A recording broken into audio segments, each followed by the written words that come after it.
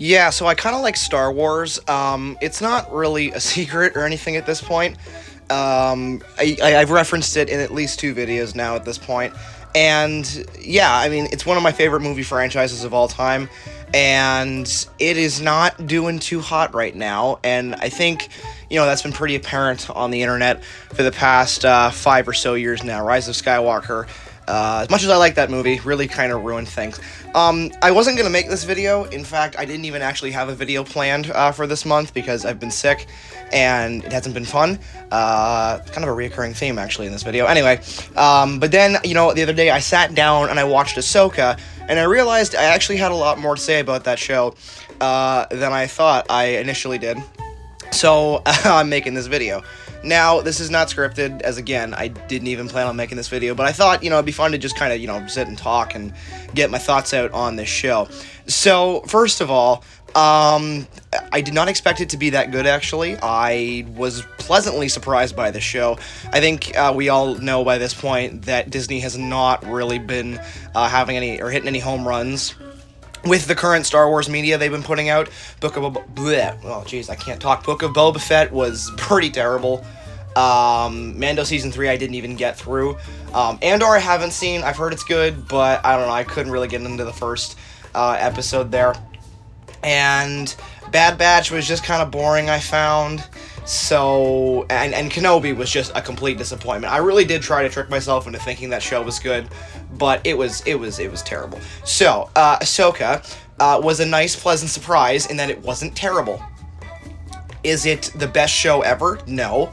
But it wasn't like the crap Disney has been spewing out for the past few years now, and I was pleasantly surprised. Now, the reason I wanted to make this video and talk about Ahsoka is that I noticed a couple things with this show. Number one, it doesn't really feel like an Ahsoka TV show. I know I will talk about the good stuff. I kind of want to get this out of the way. It does not feel like an Ahsoka TV show. This show very much feels like a Rebels Season 5. In fact, I honestly think that if it was animated and the episodes were like split apart into smaller episodes, you could pretty easily make a fifth season of Rebels.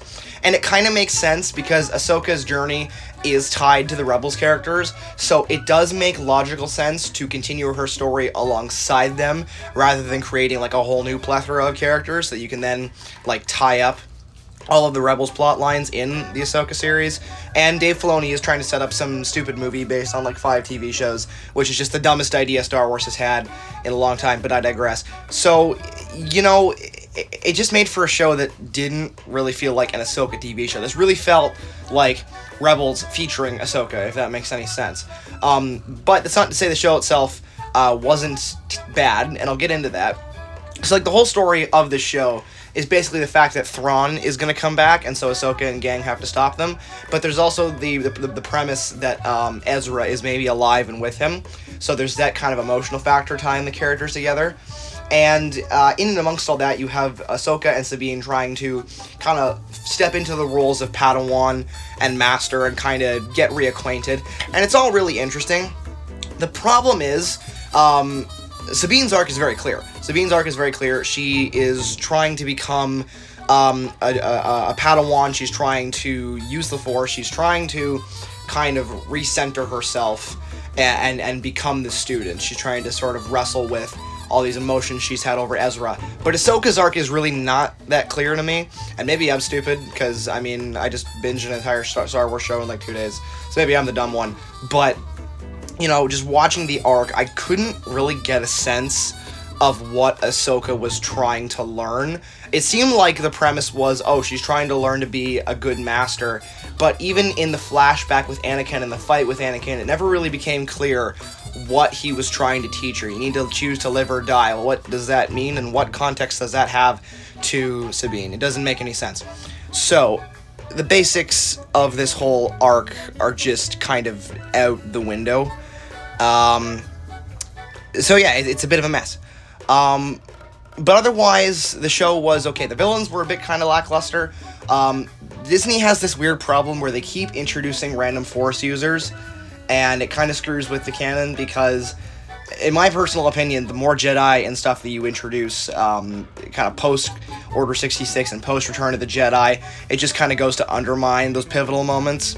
But otherwise, the villains were fine. It never really bothered me. They're not the most compelling villains, and you can tell they're kind of just like video game NPC enemies of the week. But I mean, you know, the acting was fine and the characters were good, so I really cannot complain about that. Now, one big complaint I have with the show, and pretty well all the Disney productions in general that are in live action, is how clean it looks. I'm not really sure how to describe this, because I've heard people say it's like a direction problem, but I'm not really sure it is that, because there are a lot of shots that are directed quite well, and a lot of scenes that have some good dialogue and banter to them. But, you know, everything just looks so clean, and so, like, perfectly manufactured. It almost looks like all of these live-action Disney shows just look like they were made in a computer, and that just doesn't make sense to me. You know, it just doesn't look like even the sequel trilogy, for as dumb as they got at times, they still looked like Star Wars movies, whereas these just don't. They look like they look like they're all made in a computer, and they, for the most part, are. And that's another issue entirely. But it doesn't. But it undermines the show further when the story starts to falter and the visuals are terrible at times. It just makes it kind of hard to watch. But other than that, I think the show really did a good job of taking the Rebels plot lines and sort of tying them all up.